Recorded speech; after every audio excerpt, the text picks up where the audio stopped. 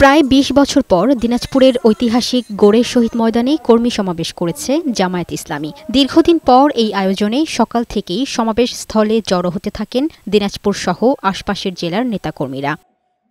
এতে প্রধান অতিথি ছিলেন জামায়াতের আমির ডাক্তার শফিকুর রহমান। তিনি বলেন, সুবিচার নির্বাসনে পাঠিয়েছিল আওয়ামী লীগ সরকার। বাংলাদেশের সব কয়টি কার্যালয় আমাদের বন্ধ করে দিয়েছিল,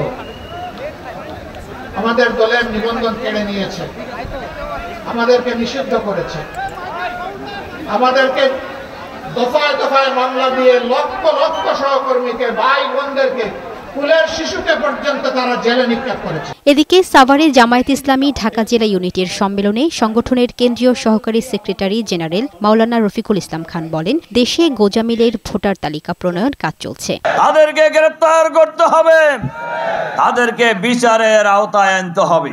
অবিলম্বে গণহত্যাকারীদের বিচার করে ফাঁসিতে ঝুলাতে হবে।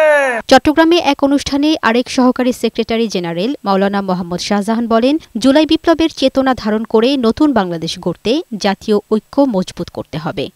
জুলাই বিপ্লবের চেতনাকে ধারণ করতে হলে, এটার মাধ্যমে নতুন বাংলাদেশ গড়ে তুলতে হলে একটি সুষ্ঠু নির্বাচনের জন্য সরকারকে যেভাবে সহযোগিতা করা দরকার সেভাবে আমরা কি করব?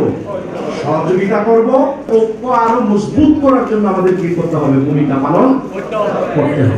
লামিয়া আক্তার, বৈশাখী সংবাদ।